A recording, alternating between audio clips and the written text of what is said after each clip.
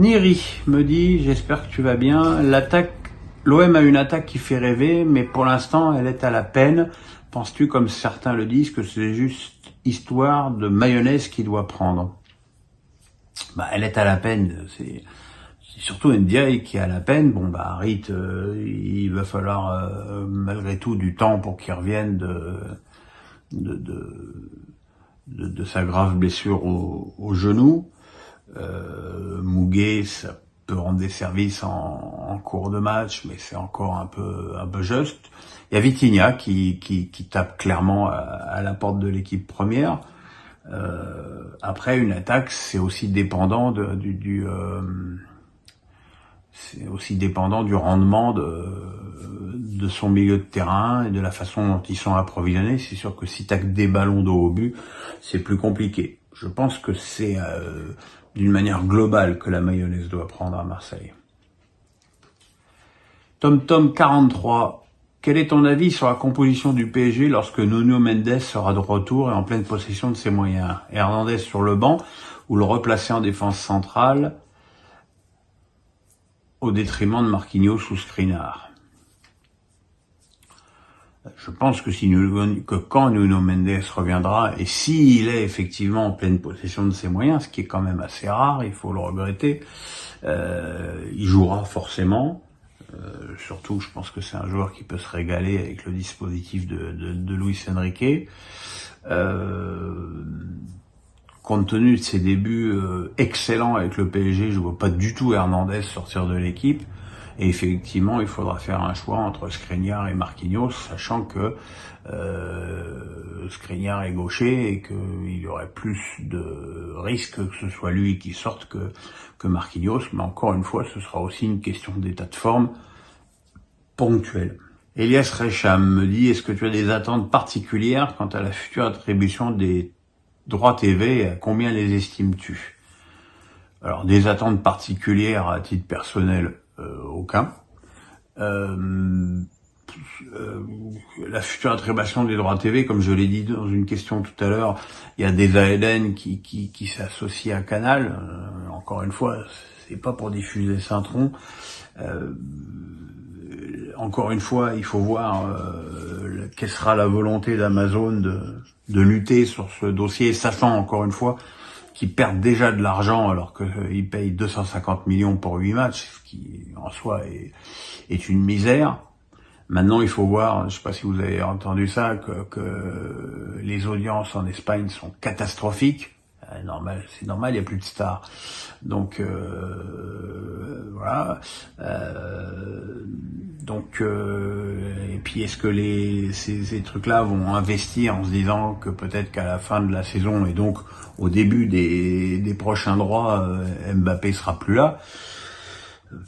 C'est très compliqué et en tout cas je crains que l'on soit extrêmement loin du milliard claironné par Vincent Labrune. Anatole du 49 me dit « Bonjour Pierre, quel est pour vous le meilleur match de l'histoire de l'US Open ?» Alors évidemment, c'est très suggestif comme question. Il y en a deux. Alors il y en a un, je pense qu'Anatole était pas né, c'est Connors Crixtine. Connors est revenu à 41 ans et est revenu de nulle part pour l'emporter. Et puis plus récemment, il y a la demi-finale Djokovic Federer, où Federer avait joué le feu et où il a fait ce fameux passing qui lui donne une balle de match avec un twinner entre les jambes. C'est peut-être pas les plus grands matchs, ça c'est encore une fois c'est très suggestif, mais en tout cas c'est ceux qui m'ont marqué moi. Safet 44 me dit « Salut Pierre, que penses-tu du départ annoncé de Verratti dans une quasi-indifférence alors qu'il s'agit selon moi d'un joueur extraordinaire qui pourrait être extrêmement complémentaire de Ugarte ?» Oui, si Verratti était à son meilleur niveau, le débat ne se poserait même pas.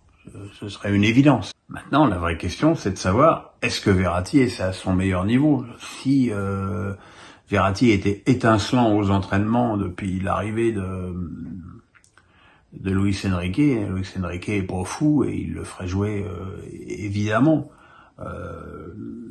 Après, il y a une volonté. Je suis pas sûr que le joueur ait très envie de rester. Je suis pas sûr que le club ait très envie de le garder.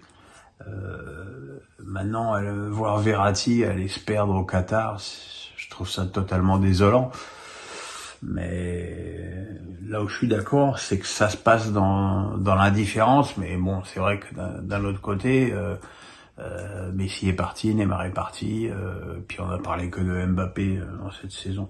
Vince me demande comment expliquer la différence de niveau de Minamino entre l'année dernière où il était fantomatique et cette année où il pète le feu. Ben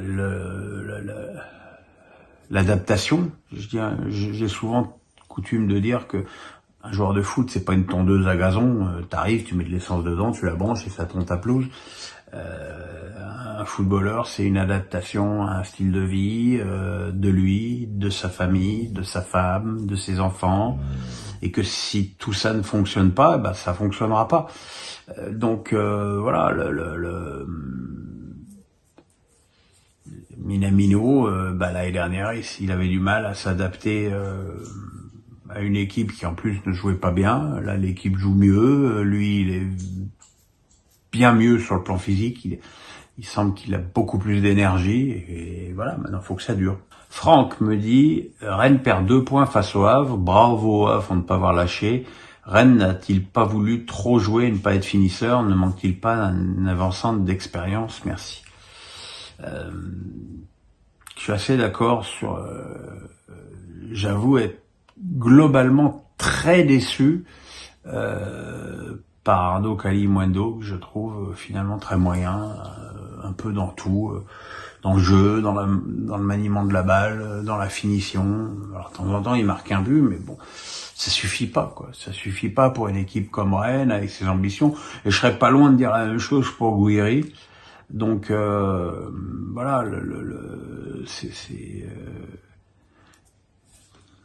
pas certain que c'était évidemment difficile de refuser 65 millions pour un joueur que t'as payé 25 avec Doku, mais ça va être une perte pour le club parce que on l'a vu, parce que bon, le premier but de Blas, il y a hors-jeu de position de Gouiri. Après c'est un but sur le coup de pied arrêté, mais on a vu que ça manquait de punch globalement, donc faut voir. Marcus66 me dit, à quelques jours de la Coupe du Monde de rugby et après la large victoire en équipe de France, penses-tu qu'elle figure parmi les favoris à la victoire finale malgré l'absence de Ntamak? Dispose-t-elle de réserves suffisantes dans son effectif? Excuse-moi. Joy? Allô? Joy? Allô? Je suis pas très compétent en matière de rugby, pour pas dire complètement incompétent. Mais je dois reconnaître que cette équipe de France, version Galtier, m'a redonné le goût de regarder les matchs, ce qui était plus du tout le cas avant. Je m'en foutais totalement. Là, je regarde de nouveau l'équipe de France, donc pendant cette Coupe du Monde, je regarderai au minimum l'équipe de France. Je pense que l'absence de Ntamak est évidemment un gros problème, même si le remplaçant a l'air de bien faire. Alors, pour savoir s'il y a des réserves suffisantes dans son effectif, là, on tape aux frontières de ma compétence. Alexandre Nadalojo, il me pose des questions toutes les semaines, je suis toujours pas proposé son nom, lui. Le tableau de l'US Open a été dévoilé jeudi soir. Peut-on dire que Djokovic a une autoroute jusqu'à la finale, sachant que les seules menaces pour lui sont dans toutes les parties hautes du tableau, Alcaraz, Sinner, Zverev, Medvedev. Ça, ce sont les aléas du tirage au sort. Et c'est vrai que quand tu vois le tirage au sort, c'est vrai que pour moi, Djokovic est, sauf accident, déjà en finale. Ce qu'il est loin d'être le cas pour Alcaraz, qui va avoir quand même des joueurs à se farcir, même s'ils vont aussi s'annihiler entre eux. Voilà. Mais enfin bon, si on avait une finale Alcaraz-Djokovic, ce serait la meilleure nouvelle pour tout le monde.